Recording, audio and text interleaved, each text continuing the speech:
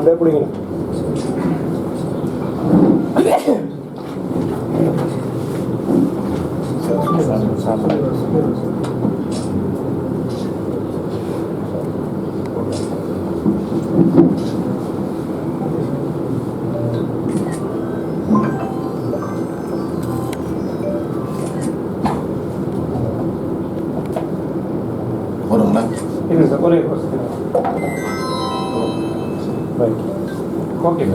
வேலைவாய்ப்பு தழைத்தோங்கும் வகையில் புதிய அரக்கோணம் படைப்போம் என்ற அரக்கோணம் மக்களவைத் தொகுதி 2024 தேர்தல் அறிக்கையை இன்றைக்கு வெளியிட்டிருக்கிறோம். முழுமையான சமூக நீதி, வலிமையான இந்தியா, வளமான அரக்கோணம், இதுதான் என்னுடைய தேர்தல் பரப்புரையாக இந்த தேர்தலில் இடம்பெறும். MRF TVS brakes India limited உள்ளிட்ட முன்னணி நிறுவனங்கள் அமைந்துள்ளன. சர்வதேச அளவிலான தோல் பொருட்கள் ஏற்றுமதி அரக்கோணம் பகுதிக்கு உட்பட்ட ராணிப்பேட்டை மற்றும் மேல்விசாரம் ஆகிய நகரங்களில் முக்கிய பங்கு வகிக்கிறது. இந்த தொகுதியை சுற்றிலும் ஆய்வு செய்ய குழு ஒன்றை அமைத்து மக்கள் பிரச்சனைகளை பட்டியலிட்டு இருக்கிறார்கள். அந்த பட்டியலை இப்பொழுது வழங்குகிறோம்.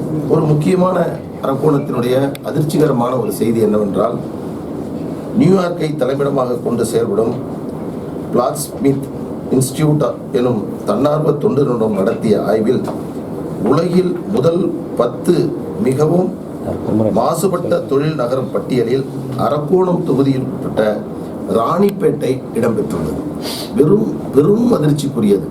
உலகத்திலேயே இருக்கக்கூடிய தொழிற்சாலைகளால் மாசுபட்ட 10 நகரங்களில் நமது ராணிப்பேட்டை ஒன்றாக இருக்கிறது என்ற அதிர்ச்சிகரமான செய்தி எங்களுடைய தகவல்கள் மூலமாக கிடைக்கப்பட்டிருக்கிறது. அதே போன்று இந்த தொகுதியினுடைய ஒரே ஜீவாதாரம் பாலாறு. அந்த பாலாறு பாழ்பட்டு இருக்கிறது, மாசுபட்டு இருக்கிறது, நீராதாரம் இல்லாத நிலை உருவாகி இருக்கிறது. இந்த நதி வறண்டு விட்டதால் விவசாயம் பொய்த்து விட்டது. சில பகுதிகளில் மட்டுமே விவசாயம் நடைபெற்று வருகிறது. இந்த பகுதியை சார்ந்த மக்கள் பெருமளவில் வேலைவாய்ப்புக்காக அருகில் உள்ள மிகப்பெரிய நகரமான சென்னைக்கு தொழிலாளர்கள் செல்கிறார்கள். கல்வி, வேலைவாய்ப்புக்காக இவர்கள் சென்னையை சார்ந்திருக்க வேண்டிய சூழல் ஏற்பட்டிருக்கிறது. 10 நிமிடத்திற்கு ஒரு தொடர்வண்டி வேண்டும் என்பது பெரும்பான்மையான மக்களுடைய கோரிக்கையாக இருக்கிறது. அரக்கோணம் சென்னை இடையிலான 3வது 4வது ரயில் பாதை திட்டம் விரைவுபடுத்த வேண்டும் என்று பல ஆண்டுகளாக குரல் கொடுத்து வருகிறார்கள்.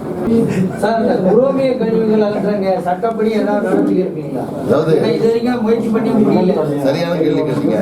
நான் இதுக்கு முன்னாடி கூட ஒரு நிகழ்ச்சியில சொன்னேன். ஐயா ஒரு நிமிஷம். அதாவது